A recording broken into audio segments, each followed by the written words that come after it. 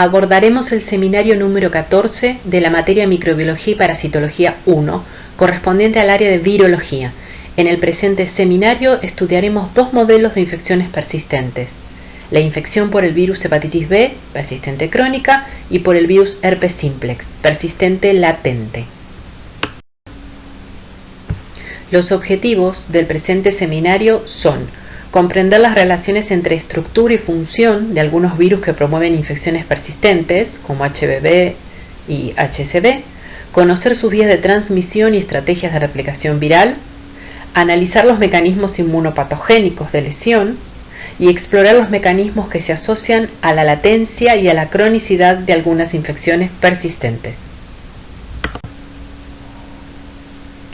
En la presente microfotografía electrónica pueden observar tres tipos distintos de partículas virales, todas pertenecientes al virus hepatitis B. Tienen un rol muy diferente en la patogénesis. Si observan, las más pequeñas fueron utilizadas para obtener la primera vacuna contra la hepatitis B y consiguientemente contra el cáncer. ¿Se pueden imaginar por qué? Nos referiremos a ello en las próximas imágenes. El HBV puede transmitirse en la comunidad de manera horizontal, por vía sexual o parental, o de manera vertical, principalmente connatal. La principal vía de transmisión es la exposición percutánea y de mucosas a fluidos corporales infectados. El ingreso por vía parenteral se produce especialmente mediante transfusiones de sangre o derivados, por compartir agujas contaminadas para inyección de drogas ilícitas, hemodiálisis, tatuajes, acupuntura o accidentes percutáneos. El virus también se transmite por vía sexual y vertical, generalmente perinatal, aunque un 5 o un 10% de los neonatos serían infectados en la vida intrauterina.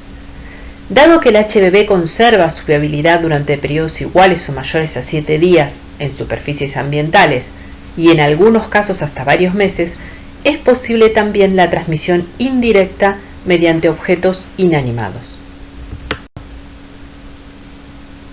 Estas son algunas de las preguntas que iremos respondiendo durante el curso de este seminario. ¿Qué diferencias presentan los tres tipos de partículas virales detectadas en el suero de un paciente infectado con HBV? ¿Las tres partículas son infecciosas? ¿Se producen en la misma cantidad? ¿Por qué? Los estudios de microscopía electrónica de preparaciones parcialmente purificadas del HBV proveniente de suero humano demostraron tres tipos de partículas: partículas de 42 nanómetros doblemente cubiertas, denominadas de Dehn en homenaje a su descubridor, y que constituyen el virión intacto, ya que son las únicas que poseen el ADN viral; esferas de 22 nanómetros, habitualmente presentes en 10 a la 3, 10 a la 6 veces en exceso con relación al número de viriones; y filamentos de 22 nanómetros de diámetro y de longitud variable, hasta 250 a 300 nanómetros. Estas dos últimas formas subvirales del HBV son partículas envueltas vacías, por lo que al carecer de ácido nucleico no son infecciosas. La relación entre partículas de Dehn y las otras es variable. A la izquierda se grafica la constitución antigénica de cada una de las tres partículas del HBV, donde se mencionan las proteínas small, medium y large con sus dominios constitutivos. El genoma del HBV es característico e inusual, ya que su DNA adopta una configuración circular laxa, es parcialmente doble cadena y el más pequeño de los virus ADNA. Posee una simetría en la longitud de sus dos cadenas de DNA. Una de ellas consiste en una unidad íntegra de longitud, mientras que la otra es menor que esa unidad, y su extensión varía entre un 20 y un 80% con relación a la primera cadena. La cadena más larga, L, posee una secuencia nucleotídica complementaria a la del RNA mensajero viral y por convención se la designa como de polaridad negativa o cadena menos. Consecuentemente, la cadena más corta, S, tiene polaridad positiva. En el genoma del HBV existen 4 marcos abiertos de lectura, o MAL, principales y superpuestos entre sí: el de la nucleocápside o core, que codifica las proteínas precore y core; el de la envoltura, que codifica las proteínas de envoltura PRES1, PRES2 y S, el de X, que codifica la proteína X, y el de Pol, o también designado P, que codifica la polimerasa viral. Estos 4 mal se encuentran codificados por la cadena L de polaridad negativa. El ORF, que codifica la polimerasa viral, se superpone, aunque fuera de fase, con los otros 3 marcos abiertos de lectura anteriormente mencionados. Esto adquiere relevancia cuando ocurren mutaciones en las secuencias que codifica para el antígeno S, como por ejemplo, como consecuencia de la presión de selección inducida en el hospedador por la inmunoprofilaxis específica, ya que dichos cambios nucleotídicos se producirán también en la secuencia de la polimerasa viral, traduciéndose o no en un cambio aminoácidico. De la misma manera, cambios nucleotídicos en la polimerasa viral, por ejemplo, como consecuencia de la presión de selección de la terapia con antivirales, pueden tener implicancias más o menos importantes en las proteínas de la envoltura. Si los genes que codifican para el antígeno de core y el antígeno E comparten el 77% de su secuencia aminoácidica, ¿por qué los anticuerpos anticore no se unen al antígeno E? Bueno, se ha demostrado que la formación de puentes disulfuro entre cisteínas intramoleculares del antígeno E, por ejemplo entre cisteína 7 y cisteína 61, es responsable de la diferente estructura terciaria que existe entre este y el antígeno de core. Esta diferencia entre ambos polipéptidos condiciona a sus respectivas estructuras cuaternarias y justifica sus diferentes antigenicidades. Asimismo, esa unión de puente disulfuro entre cisteínas es crítica para la secreción del antígeno E como proteína soluble. Por el contrario, en las partículas de core, la formación de puentes disulfuro entre la cisteína 7 y la cisteína 61 se produce entre cisteínas intermoleculares y no intramoleculares como en el antígeno E. Es decir, el puente entre cisteínas se forma entre la cisteína 7, codificada por la región precore, y la cisteína 61, ubicada en subunidades contiguas, generando así dímeros estables, covalentemente unidos, que promueven el ensamblaje de estas partículas de core para formar la nucleocápside viral. Todas las cepas del HBV examinadas hasta el presente corresponden a un único serotipo. Ello explica la protección cruzada conferida por una infección pasada por HBV frente a eventuales reinfecciones con cepas diferentes. El HBV puede ser clasificado en 9 o tal vez 10 genotipos, comprendidos entre las letras A y J del alfabeto.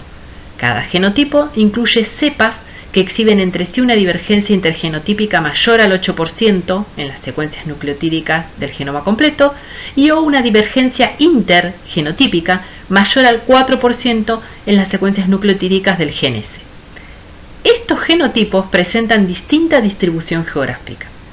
En los últimos años se han ido acumulando cada vez más evidencias que asocian la evolución del curso natural de la infección, el cuadro clínico inicial y la respuesta al tratamiento antiviral con los genotipos del HBV involucrados.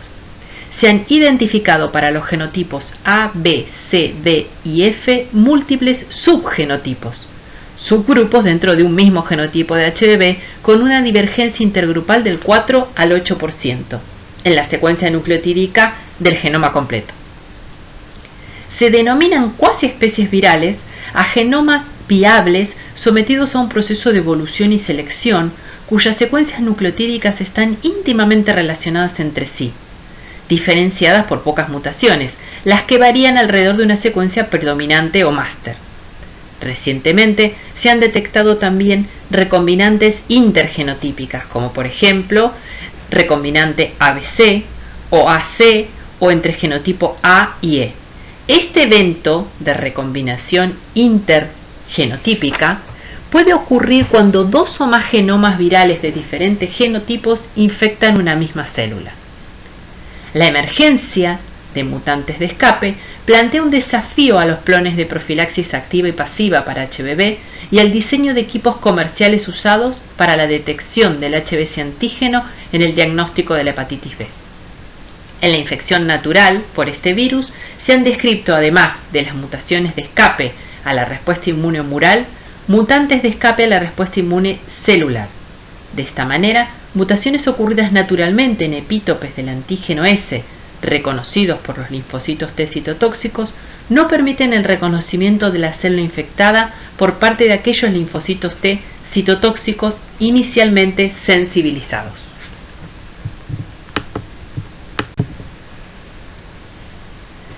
En esta diapositiva se muestra un esquema simplificado de la replicación genómica del HBV. En el paso 1 se produce la conversión del DNA circular laxo, parcialmente doble cadena, del HBV en DNA circular covalentemente cerrado. En el paso 2 se produce la transcripción de ese DNA CCC para generar el RNA pregenómico, una molécula de RNA con una extensión completa mayor a la del genoma. La síntesis del RNA pregenómico lo hace una RNA polimerasa 2 celular, sin la cual no habría replicación viral. Dicha polimerasa no es blanco terapéutico. ¿Por qué? A partir de dicha molécula de RNA pregenómico, en el paso 3, se produce la síntesis de la cadena L de DNA por la enzima transcriptasa inversa viral, sin posibilidades de correcciones si hubiera incorporación errónea de bases nucleotídicas. De ahí que la tasa de error asociada a este paso de transcripción inversa durante la replicación viral, aproximadamente 2 por 10 a la menos 4 sustituciones nucleotídicas por sitio por año, es 4 órdenes de magnitud superior a la del resto de los virus ADNA, aunque inferior a la de los virus RNA. Algunas de las variantes virales resultantes van a ser seleccionadas positivamente bajo la presión selectiva de fuerzas tales como las ejercidas por el sistema inmune, el tratamiento antiviral, la vacuna antihepatitis B y la inmunoglobulina específica para este virus.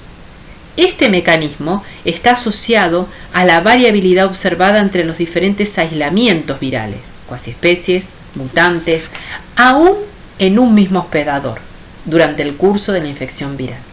Finalmente, en el paso 4 acontece la síntesis de la cadena S para producir el DNA genómico maduro. La característica de los hetpannavirus es infectar principalmente hepatocitos. Luego de la entrada en la célula a través del polipéptido cotransportador de sodio taurocolato y de la posterior decapsidación, el DNA circular laxo es transferido al núcleo celular. En este momento de la infección, el virus puede seguir uno de los 3 caminos siguientes: replicar y ser transcripto, persistir en estado latente o bien, ocasionalmente, integrarse al genoma de la propia célula hospedadora. El HBV puede ser clasificado en 9 o tal vez 10 genotipos, comprendidos entre las letras A y J del alfabeto. Estos genotipos presentan distinta distribución geográfica, implicancias patogénicas y médicas. Con círculos rojos están marcados los genotipos más prevalentes en Argentina. Entre los pacientes con hepatitis B crónica prevalece el genotipo F, más del 60%, seguido de los genotipos A, D, C y B, aunque entre los pacientes coinfectados hepatitis B y HIV predomina el genotipo A, alrededor de un 80%, seguidos del D y del F. El genotipo G se distingue del resto de los genotipos por poseer 2 codones de terminación en la región del precore, lo cual impide la traducción del polipéptido homónimo precursor del antígeno E. De esta manera, los individuos monoinfectados con este genotipo no van a presentar el antígeno E detectable en suero, aunque el mismo está presente en individuos coinfectados con algún otro genotipo del HBV que sí lo pueda sintetizar. El periodo de incubación de la enfermedad puede oscilar entre un mínimo de 4 a 6 semanas hasta un máximo de 4 a 6 meses. Durante este periodo hay replicación viral y en suero se pueden detectar HBC antígeno, DNA viral y HBe antígeno. Luego del periodo de incubación, la infección con HBV puede dar lugar a 2 cursos de evolución, agudo o persistente. Una de las causas de esta disímil evolución en la infección por HBV es la edad del paciente en el momento de la infección, es decir, si esta ocurre en la etapa perinatal o en la adultez.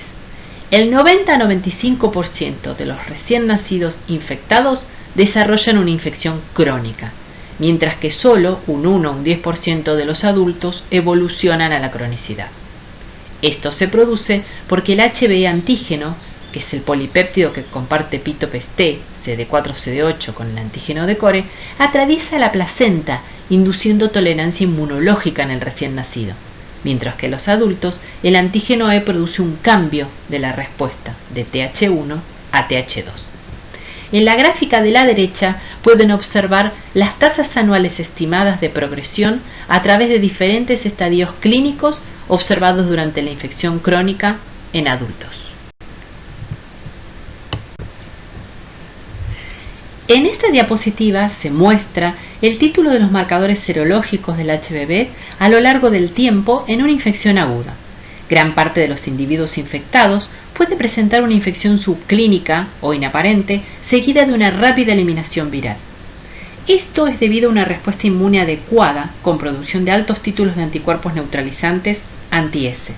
Estos anticuerpos confieren habitualmente inmunidad protectora frente a la reinfección con el mismo genotipo o a la primoinfección con cualquier otro genotipo de HBV. Por otro lado, una cuarta parte de los individuos jóvenes adultos infectados con HBV desarrolla una hepatitis crónica. Antes de la aparición de ictericia y otros síntomas de hepatitis, el paciente puede presentar artritis, artralgia, mialgia, neuralgia, vasculitis, rash cutáneo, glomerulonefritis y otros trastornos. Como se mencionó anteriormente, todas estas manifestaciones son debidas a la formación de inmunocomplejos circulantes y al subsiguiente depósito tisular. Durante el breve periodo que corresponde a la seroconversión de HBs antígeno a anti-S, no se detectan dichos marcadores serológicos.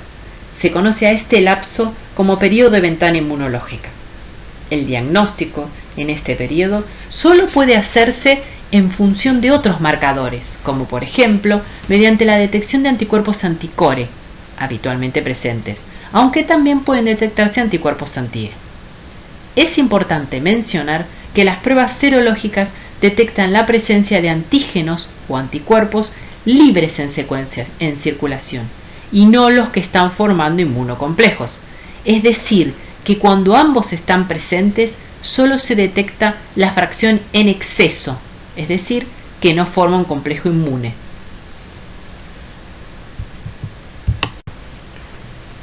Cuando un individuo entra por primera vez en contacto con el virus, los marcadores de la infección con HBV comienzan a ser detectables recién aproximadamente 6 a 10 semanas post-infección, con la aparición del HBC antígeno y del HBe antígeno, mientras que el DNA viral puede ser detectado en suero desde alrededor de 21 días antes de la aparición de los antígenos mencionados. Posteriormente, el individuo infectado exhibe un incremento en los niveles séricos de las transaminasas hepáticas. Alrededor de la semana 10 posinfección pueden aparecer signos y síntomas inespecíficos como fatiga, náuseas, vómitos, dolor en el hipocondrio derecho e ictericia. En esta etapa comienzan a detectarse anticuerpos séricos, IgM anticore. En la fase de recuperación de la infección con HBV, los niveles séricos de las aminotransferansas hepáticas retornan a sus valores normales. Desaparece el antígeno E y los anticuerpos anti-E se tornan detectables. Finalmente, se produce la seroconversión de HBs antígeno hacia los anticuerpos anti-S. Estos últimos pueden persistir en circulación por varios años. Cuando los niveles de inmunoglobulina M anticore comienzan a declinar, los niveles de anticuerpos IgG anticore aumentan, permaneciendo por más tiempo en circulación que los anticuerpos anti-S, e inclusive pueden persistir durante toda la vida. Si bien es indudable que los verdaderos anticuerpos neutralizantes son aquellos dirigidos contra la envoltura viral, el éxito de la limitación de la infección depende de una respuesta inmune vigorosa, policlonal y multiespecífica, celular, citotóxica, contra los diferentes antígenos del HBV. En este punto es importante destacar que los anticuerpos anticore tienen mayor título y duración que los anticuerpos anti-S.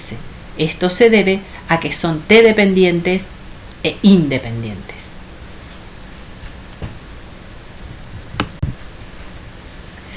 La infección persistente con HBV está definida por la presencia de HBs antígeno en suero por más de 6 meses.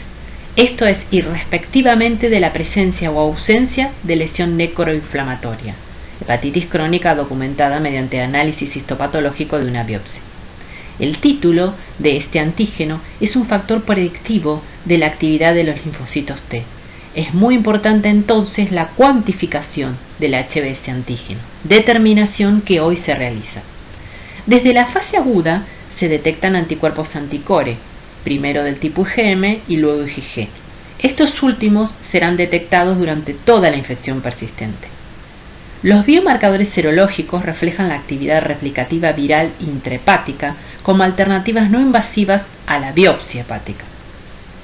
El Correlated Antigen es un nuevo biomarcador que tiene un papel importante en la hepatitis crónica, porque se correlaciona con el DNA viral en suero y con el DNA CCC intrahepático, y es por esto que puede utilizarse como marcador de monitoreo.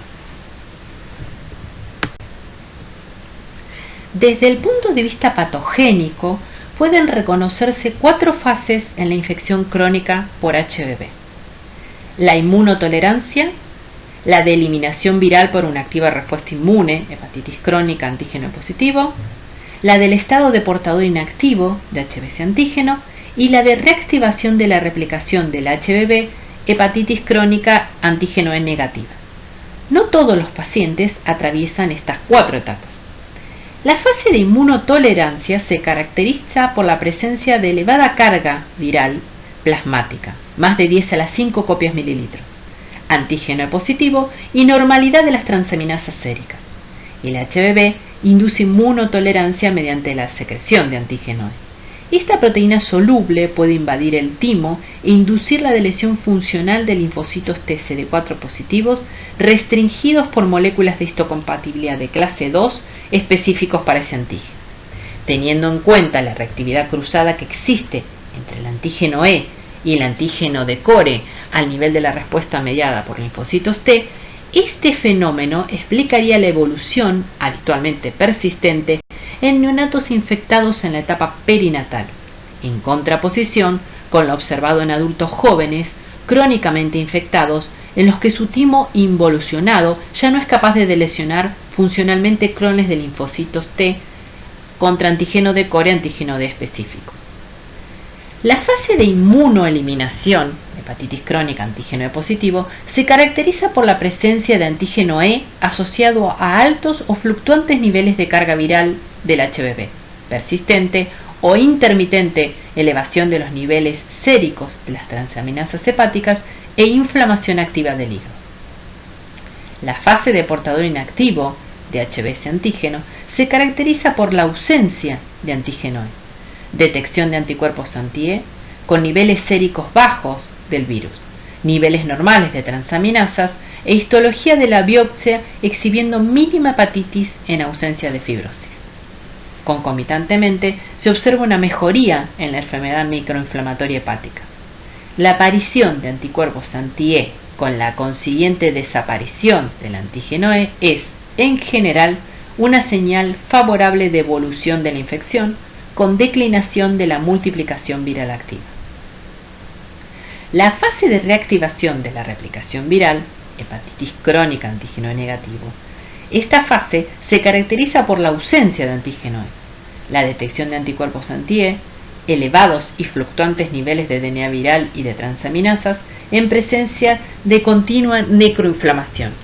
A esta fase se llega habitualmente luego de un periodo variable como portador inactivo, aunque algunos pacientes lo hacen directamente desde la segunda fase, hepatitis crónica con antígeno E positivo.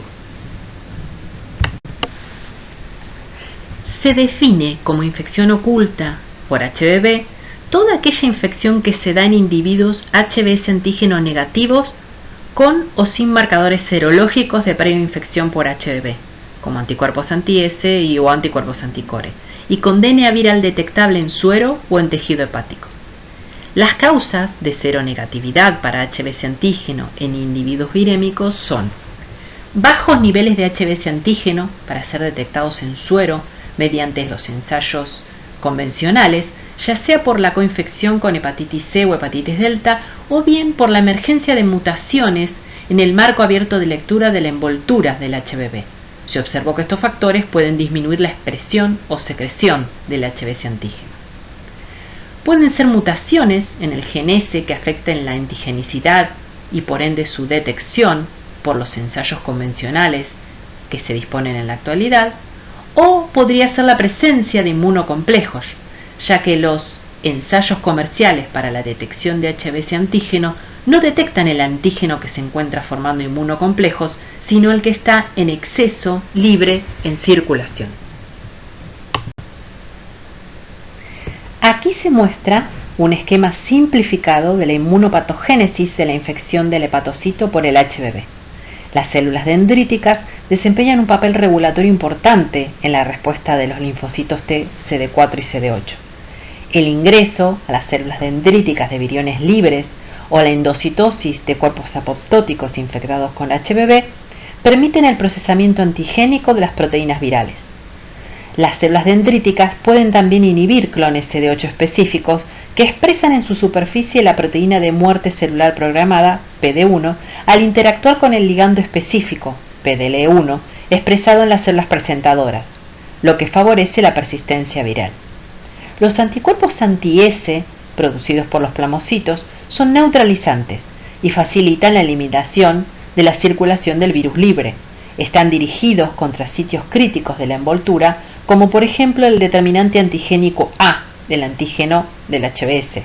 Poseen actividad neutralizante y favorecen la eliminación viral.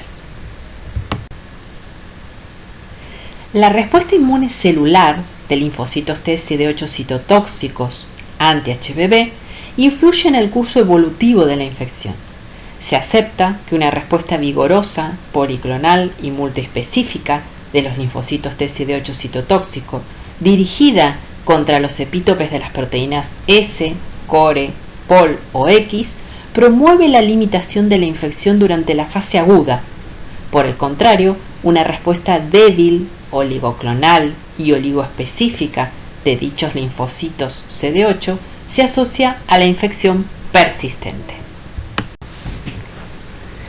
Dentro de los factores virales y celulares que permiten la persistencia del HBV podemos mencionar características generales del hospedador, supresión específica del sistema inmune, como falta de respuesta a un antígeno exclusivamente, persistencia de formas genómicas estables del HBV dentro de la célula, como por ejemplo el DNA CCC, infección de sitios privilegiados, por ejemplo linfomononucleares, integración del genoma viral al genoma celular y generación de variantes o mutantes del HBV que permitan la evasión a la respuesta inmune. Algunas de las variantes fenotípicas observadas en la envoltura viral pueden tener relevancia por tres motivos: escape a la respuesta inmune del hospedador, escape a la detección diagnóstica y escape dual a ambos eventos. Si bien las vacunas contra la hepatitis B que contienen como inmunógeno el HBC antígeno inducen protección completa contra la infección por el virus salvaje, diferentes estudios demostraron la posibilidad de adquirir la infección por dichos virus aún en aquellos casos en los cuales se había administrado una adecuada inmunización activa pasiva. Algunas de estas variantes que contienen HBC antígeno mutado además pueden escapar a la detección inmunológica por parte de algunos de los equipos comerciales usados para el diagnóstico de la infección por HBV y en los tamizajes de los bancos de sangre. Debido a esto, hoy las principales empresas que comercializan kits para detección en sangre solucionaron el problema de la detección de las más habituales mutantes utilizando anticuerpos policlonales y no monoclonales. Por ello, a diferencia de lo que sabíamos hace casi 2 décadas, hoy el problema tal vez no sea por la presencia de mutantes, sino por la baja cuantía del antígeno en suero, razón por la cual las técnicas NAT son muy recomendadas. En la infección por HBV se ha asociado estrechamente la infectividad a la detección del antígeno A en suero. Sin embargo, diversos estudios demostraron que en aproximadamente un 70% de los pacientes con hepatitis B crónica con serología negativa para antígeno E se detecta DNA viral en circulación y niveles séricos fluctuantes de las aminotransferasas hepáticas. A estas variantes virales se las denomina antígeno E-. Ello puede deberse a mutaciones en la región del core o precore. La mutación más común es la sustitución del nucleótido G por el nucleótido A en la posición 1896 de la región genómica del precore, que es el codón 28, que se traduce en el cambio del triplete codificador de triptófano por un codón de terminación, promoviendo así la terminación traduccional prematura de esta proteína.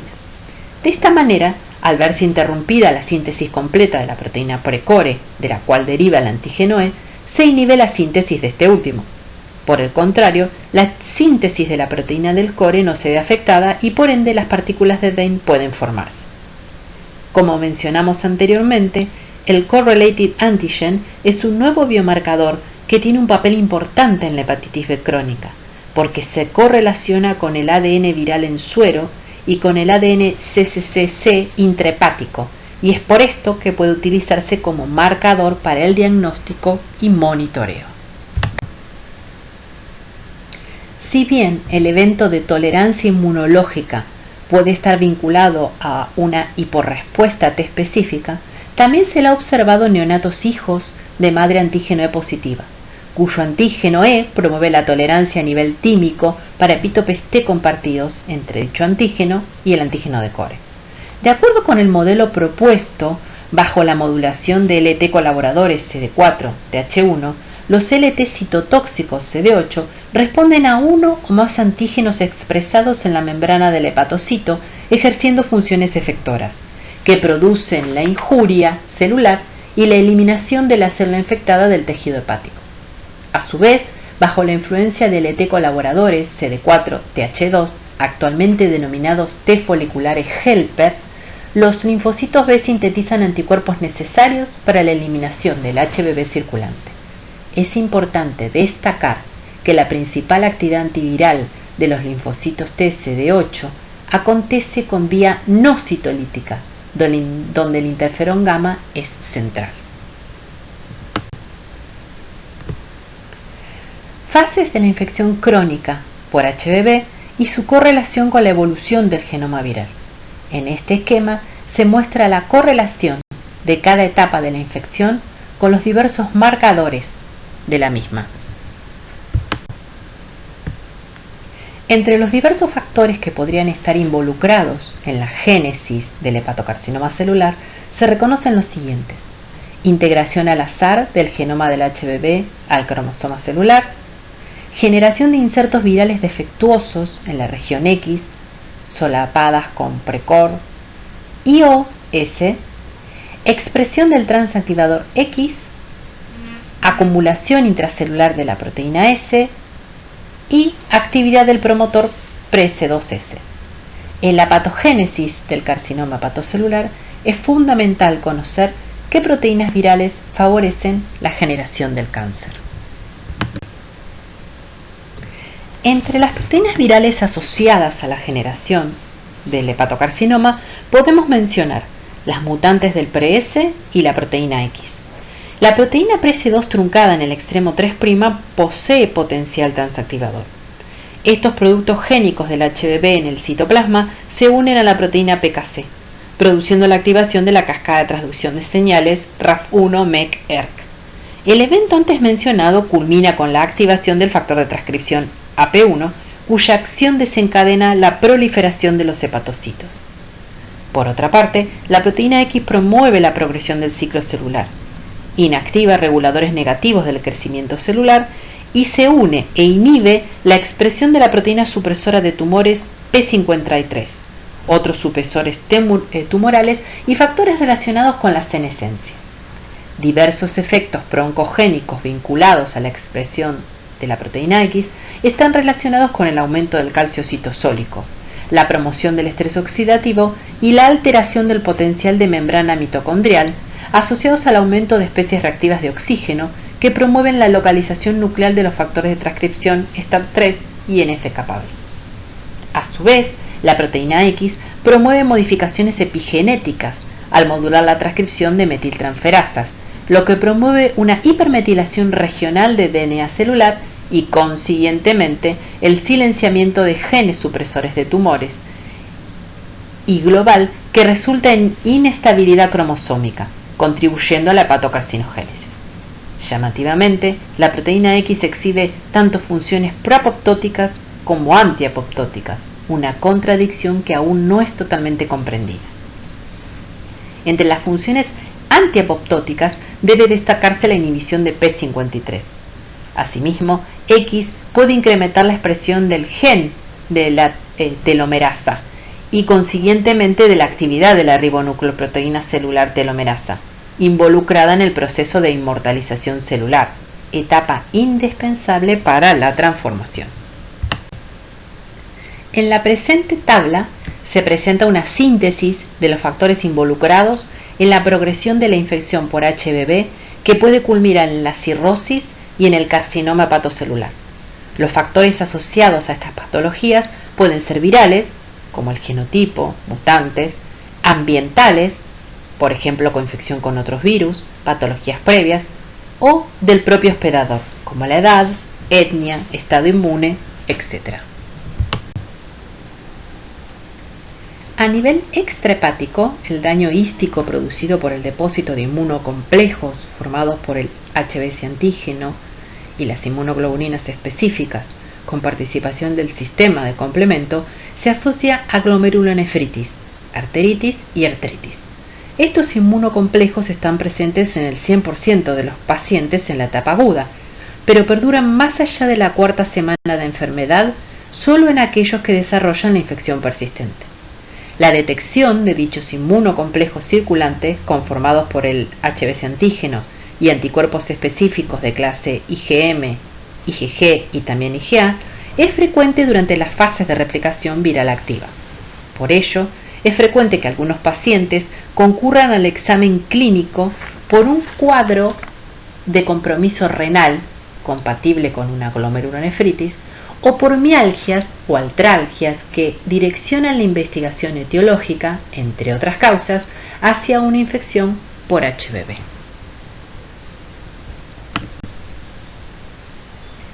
Por definición, todos los miembros de la familia Herpesviridae están formados por un core con DNA de doble cadena lineal, una cápside de unos 100-110 nanómetros de diámetro con 162 capsómeros, un material amorfo que rodea la cápside denominado tegumento y una envuelta lipídica con glicoproteínas virales en la superficie.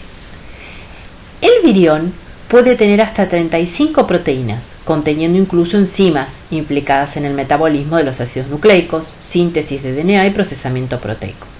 Su tamaño va desde los 120 a los 300 nanómetros. Esta variación depende, en parte, del grosor del tegumento, pudiendo variar de unos herpesvirus a otros, o incluso dentro de la misma especie. Todos los miembros de esta familia viral producen infecciones persistentes latentes. El Comité Internacional de Taxonomía de Virus ha clasificado a los herpesvirus en 3 subfamilias, basándose en sus propiedades biológicas: alfa, beta y gamma herpesviridae. Es importante destacar que en algunas subfamilias la célula blanco de la replicación viral productiva es distinta de la célula donde se realiza la latencia viral, mientras que para otras es la misma estirpe celular. Los alfavirus tienen un rango variable de posibles huéspedes, ciclo reproductivo relativamente corto, crecimiento fácil en cultivo, eficiente destrucción celular y alta capacidad para establecer latencia, principalmente en ganglios sensoriales. Dentro de esta subfamilia se clasifican herpes simples 1 y 2 y el virus varicela zoster. Los betavirus tienen un rango de huésped muy estrecho. El ciclo reproductivo es lento y crecen muy lentamente en cultivo. La célula infectada puede aumentar mucho de tamaño, citomegalia. El virus puede permanecer en latencia en glándulas secretoras, células linfoides, riñón y otros tejidos. En esta subfamilia se clasifican citomegalovirus humano y los virus herpes humanos 6 y 7. Gamma virus. In vitro, todos los miembros de este grupo replican en células linfoblásticas, aunque en algunos casos pueden lisar células fibroblásticas o epiteliales. Existen virus específicos de linfocitos T y B. Se suele inducir la fase de latencia.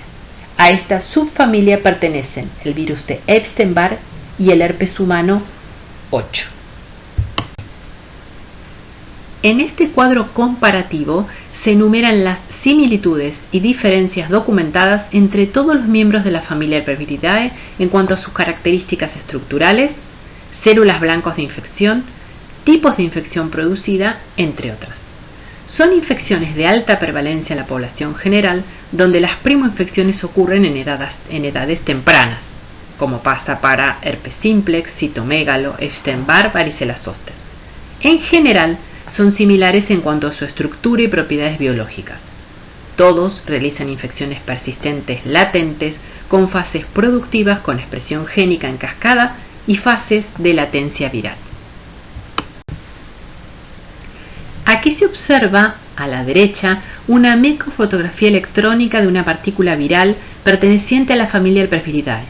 En la misma se observa, de afuera hacia adentro, la envoltura donde se encuentran inmersas las glicoproteínas virales responsables de la adherencia a la célula hospedadora, la fusión de membrana y el escape a la respuesta inmune. El tegumento, formado por enzimas y proteínas que ayudan a iniciar la replicación viral, y una cápside de simetría icosaédrica que contiene el genoma viral. Dicho genoma es ADN doble cadena con extremos palindrómicos, lo que le permite circularizarse en el núcleo de la célula. Este genoma codifica para una importante cantidad de genes, entre 80 y 200. Como dijimos previamente, todos los miembros de esta familia viral presentan genomas ADN doble cadena lineales con extremos palindrómicos, lo que le permite circularizarse en el núcleo celular. Este genoma codifica para una importante cantidad de genes, entre 80 y 200, y está organizado en dos componentes, L y S. Cada uno de ellos consta de secuencias únicas, ULS y US, no repetidas, flanqueadas por repeticiones invertidas palindrómicas que permiten reorganizar las regiones únicas del genoma. Los mecanismos de transmisión involucrados en la infección por herpes simplex 1 o 2 son el contacto directo de piel y mucosas entre un sujeto que está excretando el virus en forma sintomática o asintomática y otro que es susceptible a la infección. Las formas más frecuentes de adquirir la infección son a través del contacto oral, como el beso, la autoinoculación en la mucosa conjuntival o en la piel a través de microlesiones, por compartir fomites, a través de contacto sexual y por el contacto directo con un canal de parto con lesiones.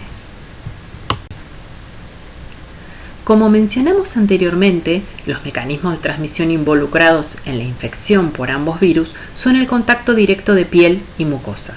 La manifestación clínica primaria más común del herpes orofacial es la gingivoestomatitis herpética, donde el herpes simplex 1 es la principal etiología. Este cuadro es autolimitado en un inmunocompetente, cesando alrededor de los 10 días y se vuelve diseminado en un paciente inmunocomprometido. Luego de este tiempo, el virus ingresa en una etapa de latencia. Una de las complicaciones más graves por herpes simplex 1 es la encefalitis herpética, que se manifiesta tanto en niños como en adultos y presenta alta mortalidad si no es tratada a tiempo. La misma se produce por el transporte retrógrado a través del nervio olfatorio o del nervio trigémino. El herpes genital es causado frecuentemente por herpes simplex tipo 2, aunque el herpes simplex 1 también puede ocasionarlo.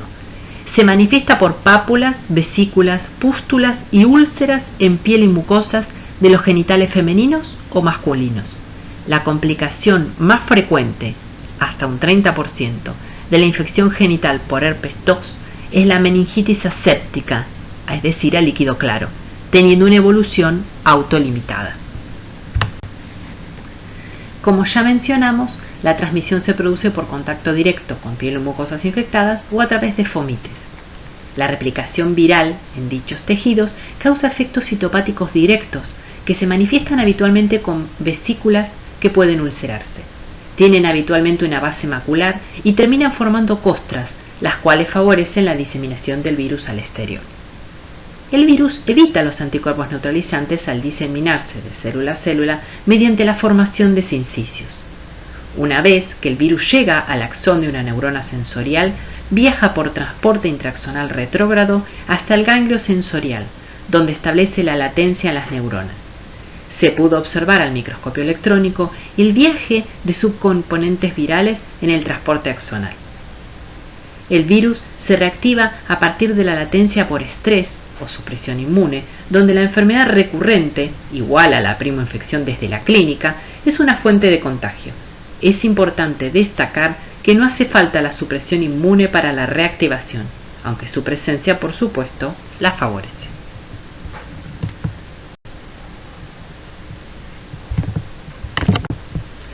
El herpes simplex 1 es adquirido habitualmente durante la primera infancia, mientras que el herpes simplex 2 generalmente se adquiere luego de un contacto sexual. Ambos virus tienen en común presentar un 50% de homología nucleotídica y no muestran diferencias funcionales conocidas. Usualmente causan infecciones asintomáticas. Se diseminan por contacto directo, aunque esto no implica una diseminación epidémica. Permanecen en forma latente en cuerpos neuronales, la respuesta inmune humoral específica no confiere protección cruzada, y es importante destacar que la latencia del herpes simplex 1 acontece en sitios diferentes al herpes simplex 2, dado que probablemente afectan diferentes subestirpes neuronales.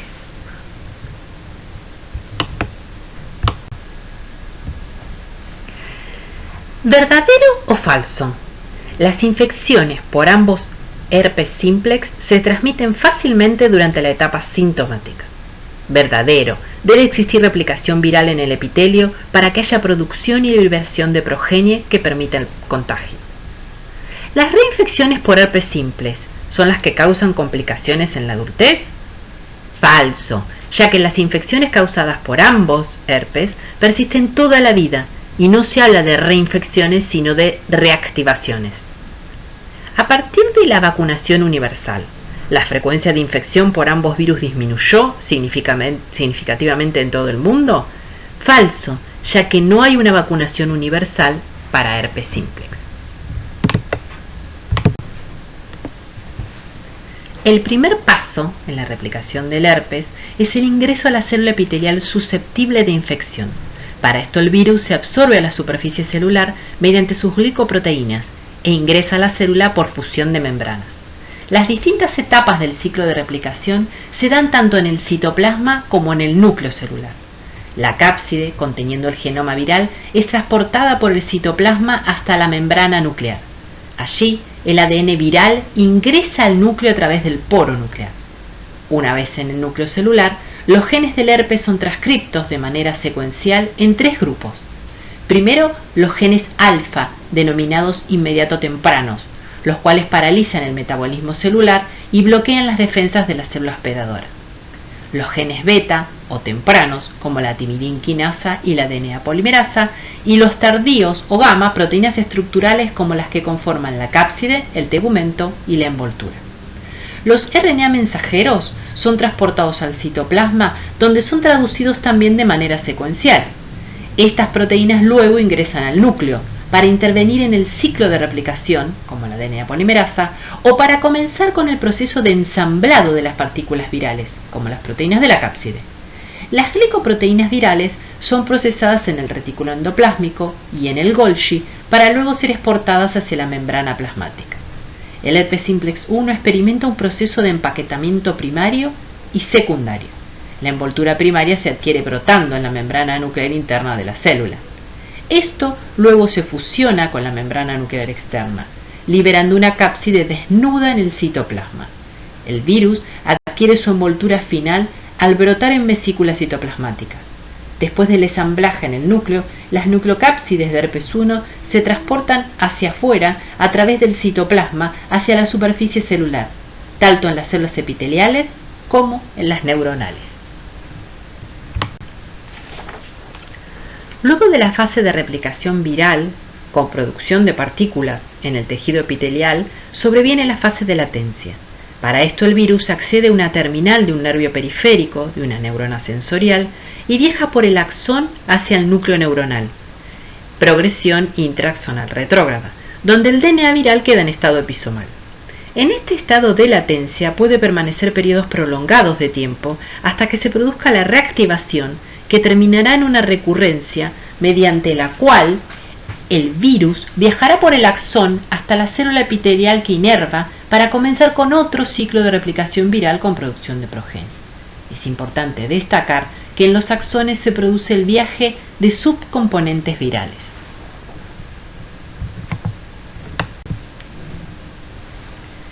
Después de la infección de las células epiteliales, las cápsides se transportan al poro nuclear, donde el ADN viral se libera en el núcleo, donde se transforma en DNA circular covalentemente cerrado y se asocia con las histonas.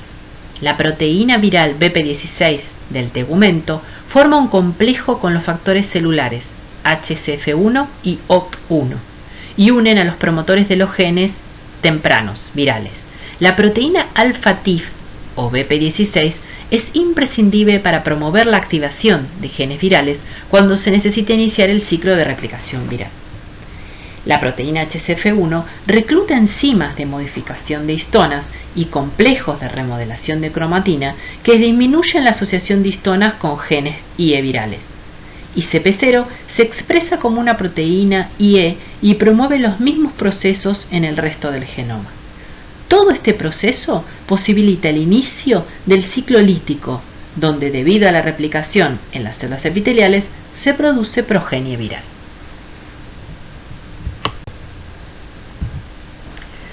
Después de la infección de las células neuronales, la cápside también se transporta al poro nuclear, donde el ADN viral se libera en el núcleo, donde se transforma en DNA circular covalentemente cerrado y se asocia con las histonas. La proteína celular SANG-FEI impide la entrada al núcleo del complejo BP16-HCF, inhibiendo la expresión de genes IE y favoreciendo la latencia. En cambio, la transcripción asociada a la latencia se expresa y promueve la asociación de marcas facultativas de heterocromatina en la cromatina viral.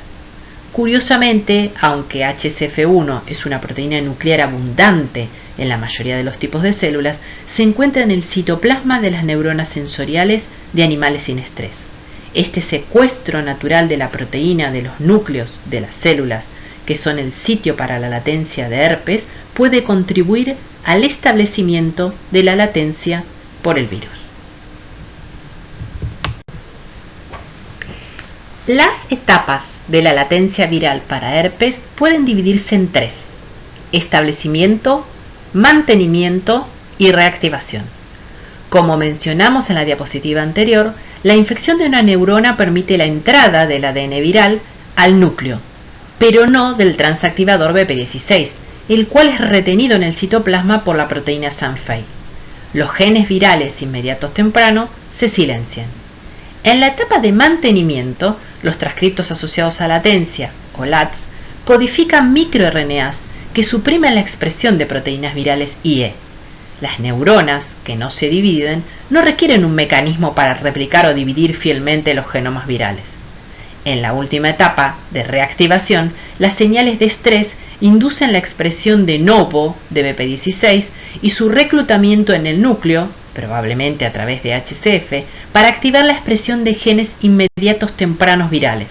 Es importante destacar que también hay reactivación independiente de BP16. Como se mencionó anteriormente, uno de los factores que mantienen la latencia viral en las células neuronales son los LATs, o transcriptos asociados a la latencia. Estas moléculas de RNA no tienen polaridad de mensajero y no están asociados a neurovirulencia, aunque sí inhiben la apoptosis neuronal. y CP0 es un transactivador promiscuo de toda clase de genes de herpes. Acá se puede observar una representación de las interacciones moleculares en los ganglios que muestran la relación inversa entre LAT y proteínas líticas. La activación comprende la transcripción activa de los ARN mensajeros virales y una alta expresión de proteínas líticas acompañada de una baja producción de LAT. La latencia comprende el control de la expresión de las proteínas del herpes en los cuerpos de las células neuronales en el ganglio por las células CD8 positivas residentes locales. El interferón gamma y la granzima B liberada por las células T huésped pueden inhibir la expresión de las proteínas líticas. En esta instancia, la producción de LAT es alta, mientras que la expresión de proteínas líticas es baja. La reactivación de herpes simplex se da por estímulos inespecíficos, como la radiación solar, el estrés, la menstruación, dermatomías, etc. La inmunodepresión no es un estímulo imprescindible para la reactivación. No hay necrosis neuronal en la reactivación. La recurrencia ocurre a veces por los nervios sensoriales y llega a los lóbulos temporales produciendo una encefalitis herpética, la cual es la causa más frecuente de encefalitis esporádica en adultos inmunocompetentes. Es la primera causa mundial de encefalitis no epidémica. ¿Verdadero o falso? En el núcleo de la neurona, el DNA viral permanece en forma episomal, entrando en latencia. Verdadero. La síntesis de proteínas virales en células epiteliales es en etapas temporal y funcionalmente diferentes. Verdadero. Los LATs expresados en células epiteliales inhiben la apoptosis de estas células durante los periodos de latencia. Falso. Los LATs se expresan únicamente en neuronas.